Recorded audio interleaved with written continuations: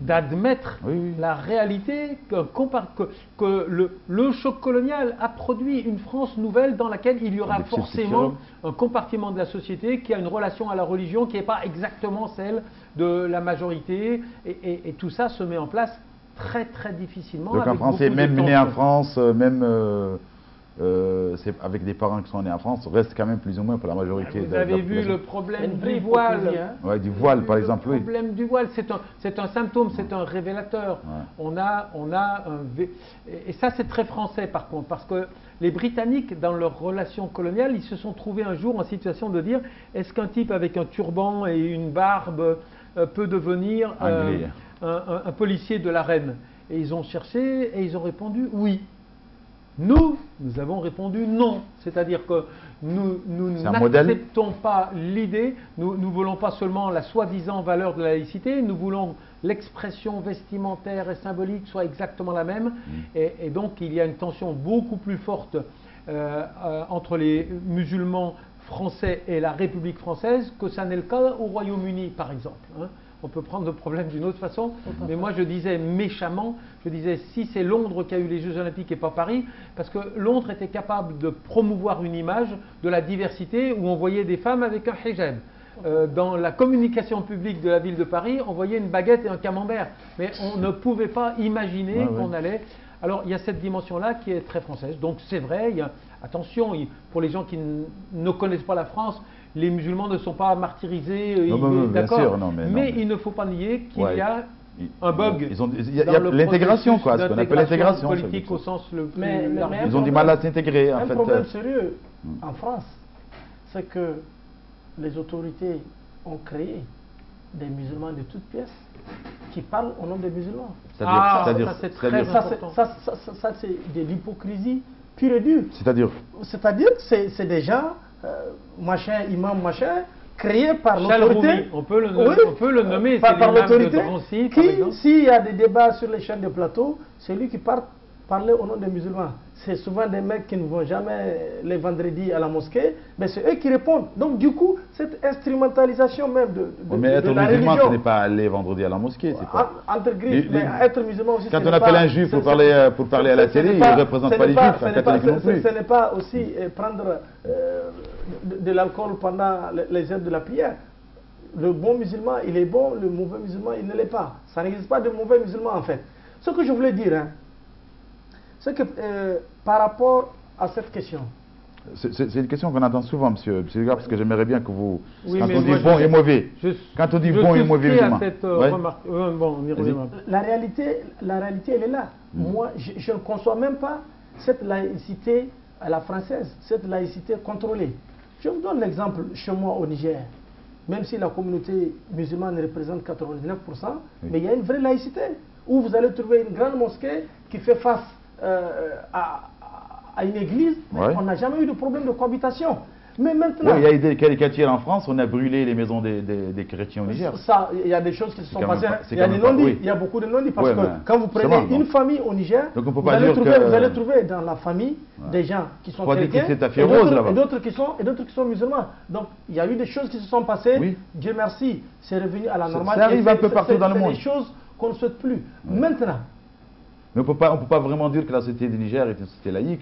Quand un catholique français caricature le prophète Mohammed et que des catholiques au Niger... Ça c'est de l'insulte. Dans tous les cas, pour moi, musulman, je trouve que caricaturer le prophète Mohammed, c'est de la provocation. Oui, mais c'est pas une raison de brûler la case d'un catholique au Niger. Tout dépendra du niveau. J'avais parlé de cette question d'information fiable à la base.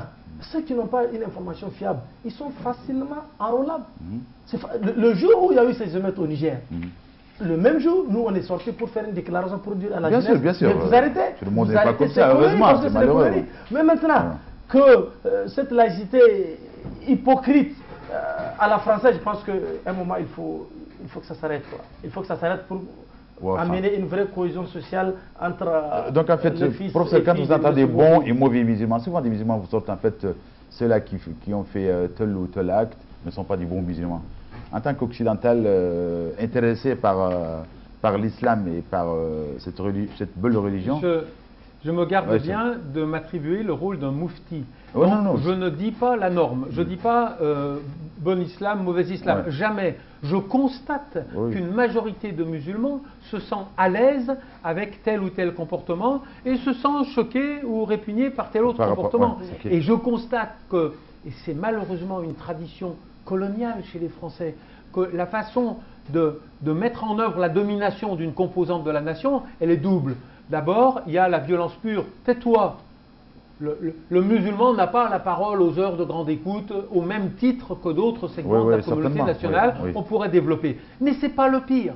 Le pire, c'est lorsque le musulman, il voit quelqu'un qui est perçu, dit comme musulman, parler à sa place et dire des choses qui... Alors je ne dis pas qu'il est bon musulman ou mauvais musulman, il dit des choses qui le choquent. Il cautionne le discours de domination. L'imam de Drancy, on l'envoie en Israël pour dire « Mon Dieu, comme vous avez bien raison de vous défendre quand on vous attaque ».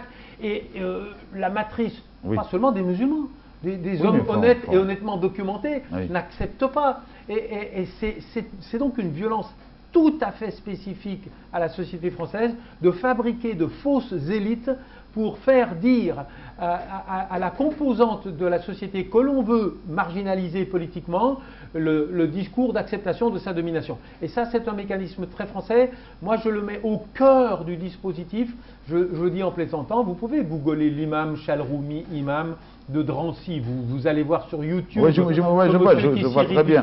Eh bien, je dis de façon très très provocatrice, je dis 2 minutes de Chalroumi aux 20h, 50 djihadistes. Hein. C'est ça le mécanisme de stigmatisation, on ridiculise, on humilie, et au bout de la chaîne, on a des gens qui disent « Bon, vous ne comprenez qu'un seul langage, celui de la violence, je n'ai pas les moyens de vous opposer cette violence, je vais aller m'enrôler dans ceux que vous considérez comme vos pires ennemis, voilà tout ce que vous méritez. » Et c'est ça le mécanisme, et c'est ce mécanisme-là qu'il faut déconstruire, et donc très souvent sur les plateaux de télévision qui adorent parler des djihadistes et d'analyser, c'est eux qui fabriquent les djihadistes. Ça c'est une question extrêmement intéressante, on va y revenir d'ailleurs. Donc en fait, la presse africaine dans votre pays, le Niger, quel est le rôle qu'elle a joué par rapport à cet extrémisme qui gagne du terrain dans nos pays malheureusement?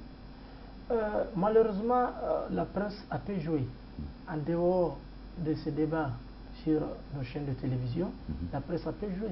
Quand je vois sur les médias occidentaux, qui ont chaque fois des représentants, des reporters sur le terrain, même dans nos propres pays, je me dis que nos médias doivent être interpellés.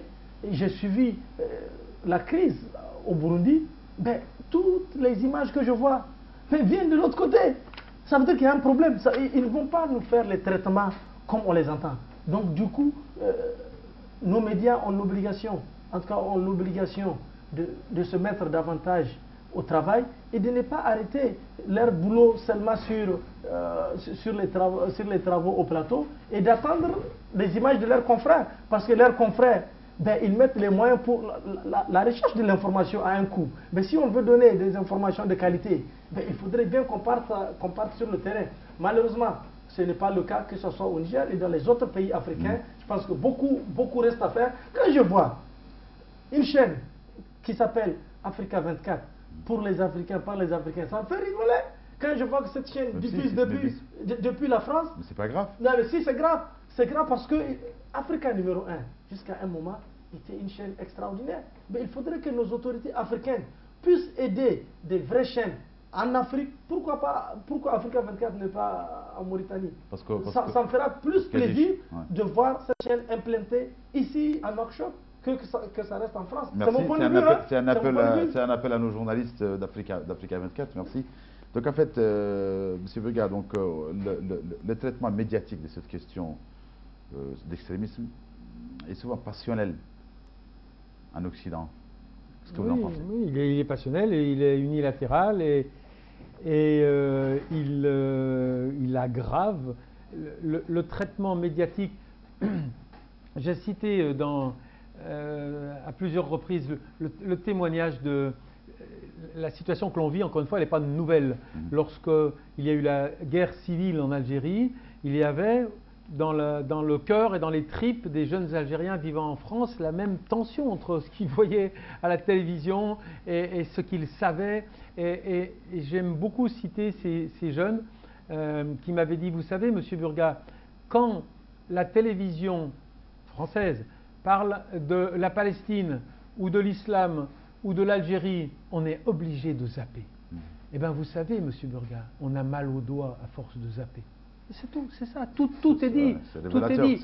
Lorsque des citoyens ne peuvent pas se reconnaître dans l'image qui est projetée de situations avec lesquelles ils ont une relation empathique, émotionnelle, affective, et qu'ils se sentent humiliés, rejetés, caricaturés, eh bien, la machine à produire de la radicalisation est enclenchée. Et au bout d'un certain temps, la machine à fabriquer des poseurs de bombes fabrique des individus qui sont capables de basculer dans la logique de rupture.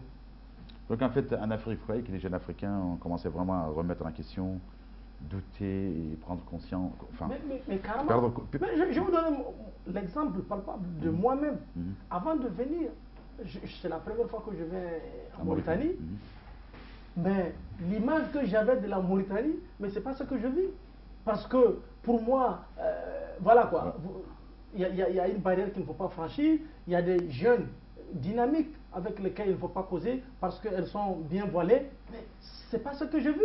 Il y a vraiment une tolérance religieuse dans ce pays. Mais du Niger, ce que les médias occidentaux me font avaler, ce n'est pas du tout le cas. L'autre chose que je voulais dire par rapport au rôle des médias, c'est que dans nos pays, surtout les pays à forte communauté musulmane, il y a souvent une liberté d'expression exagérée de nos ulémas.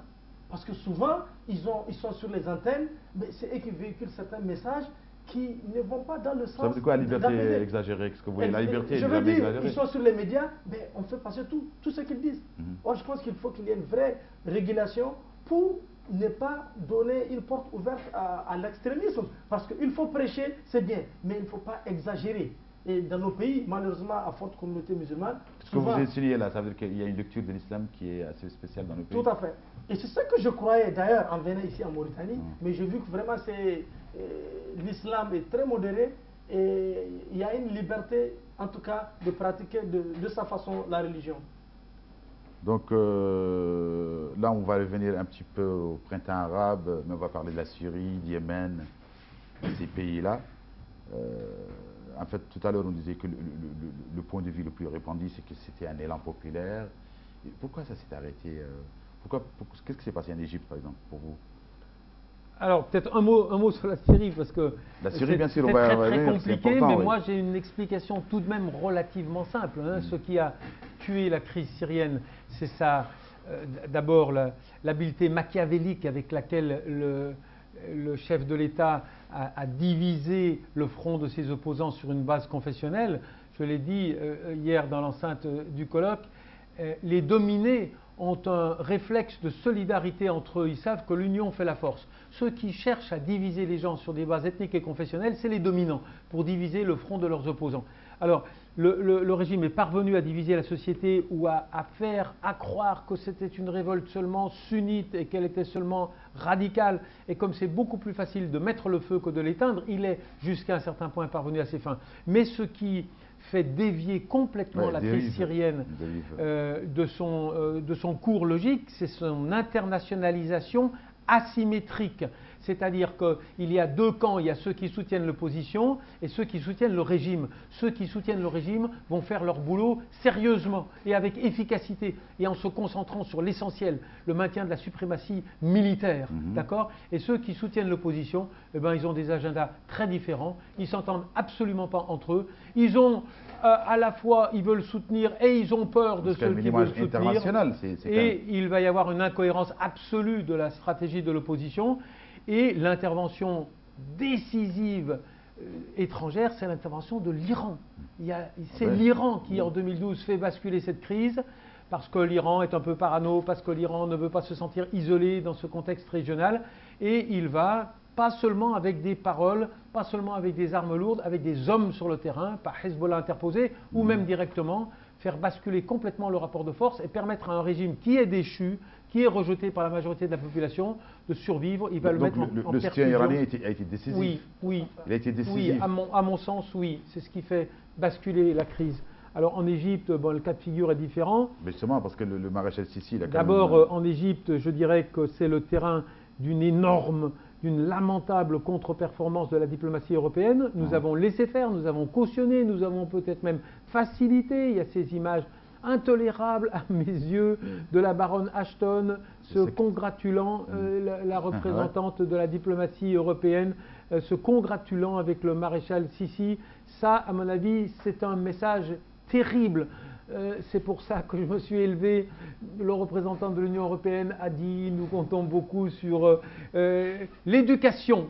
Mais moi, j'avais envie de dire, vous savez, l'éducation, c'est l'émission de messages, mais il n'y a pas que le professeur où il n'y a pas que l'imam dans la mosquée qui forme, qui éduque. Il y a aussi les grands acteurs politiques internationaux qui envoient des messages éducatifs. Et le message qu'a envoyé l'Union européenne en cautionnant l'interruption d'un processus électoral, et c'est la 3e fois, nous l'avons fait en Algérie, nous l'avons fait en Palestine, nous le refaisons en Égypte. À chaque fois que les frères musulmans gagnent des élections. Voilà. Chaque fois que la couleur du parti politique qui arrive en tête n'est pas. Et donc, ça, c'est une catastrophe. Alors après, on pourrait discuter pourquoi les frères musulmans ont cru qu'ils étaient au pouvoir, ils n'étaient pas au pouvoir. On leur a laissé quelques manettes, mais dans les bureaux, dans les tiroirs des bureaux de ministres, il n'y avait pas les instruments de commande. Mais en fait, par rapport à ce printemps arabe, si on prend le cas de la Libye, en fait, qui est quand même, qui n'arrive pas encore à surmonter tous les problèmes, la profonde différence qui existe entre la Libye, l'Égypte, la Tunisie. Qu'est-ce qui s'est passé? Ce qui s'est passé en Tunisie, pourquoi? D'abord, quelle est la différence entre la Libye et la Syrie? En Syrie, si vous fracturez le lien national, ce qui retient les gens ensemble d'être syriens, vous trouvez immédiatement des liens alternatifs qui sont à la fois ethniques et religieux. Si je ne suis plus syrien, je peux être pas forcément chiite ou sunnite ou chrétien, je peux être kurde.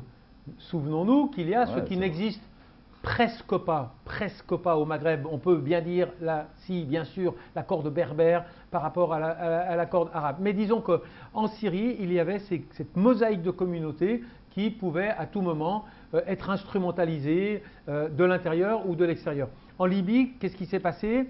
Le seul lien qui avait survécu aux 42 années de lessiveuse du pouvoir libyen, c'était le lien local, c'était les municipalités qui fonctionnaient un petit peu encore, et donc le pouvoir est descendu à l'échelon local, et nous avons maintenant des acteurs locaux qui se disputent le pouvoir entre eux, et le processus de reconstruction d'institutions est lent. Il n'est pas désespéré, il y aura une porte de sortie, me semble-t-il, en Libye, mais il est effectivement extrêmement lent.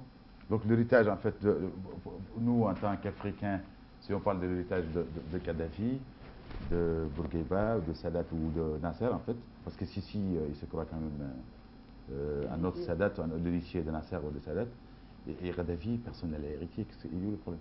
Ben, si, nous on a hérité de tous ces problèmes. Mais personne ne revendique son héritage politique. On a hérité de tous ces problèmes, malgré tout ce qu'il a fait pour l'Union africaine, malgré tout ce qu'il a fait aux États africains individuellement. Mais aujourd'hui, les gens se taisent, aujourd'hui, les gens ne voient que le côté négatif. C'est vrai que nous, qui partageons des frontières avec la Libye, payons aujourd'hui le prix. Après la chute de Kadhafi, vous avez vu comment le président ATT avait reçu ces djihadistes qui sont rentrés de la Libye. Ils ont payé le prix, après. Chez nous, heureusement que le chef de l'État, ayant compris très tôt qu'il n'existe pas de risque zéro et qu'il fallait sécuriser nos frontières, il l'a bien fait, mais malgré tout, aujourd'hui, l'instabilité, elle persiste dans le Sahel. Elle persiste tout simplement parce que l'OTAN ne s'attendait pas à une continuité de cette crise. Malheureusement, c'est ce que nous vivons, et je pense qu'il est grand temps que des voix africaines s'élèvent. Malheureusement, ce n'est pas le cas. C'est souvent des chercheurs français, des chercheurs occidentaux comme le professeur qui est sur ce plateau, qui dénoncent. Mais les voix africaines n'arrivent vraiment pas à se différencier des autres. Ils disent rien, l'Union africaine, rien du tout avec tout ce que ce bonhomme a fait pour le continent africain. Mais je pense qu'il y a une jeunesse qui est en train de se réveiller. Il y a une mentalité, une révolution de conscience, en tout cas de la jeunesse africaine, qui va nous amener en tout cas à faire une rupture vis-à-vis de l'OTAN, vis-à-vis de l'Occident. Donc, M. Burga, en fait, il ne reste plus que 5 minutes. Est-ce que vous croyez en fait qu'il y a des programmes de lutte contre l'extrémisme efficaces?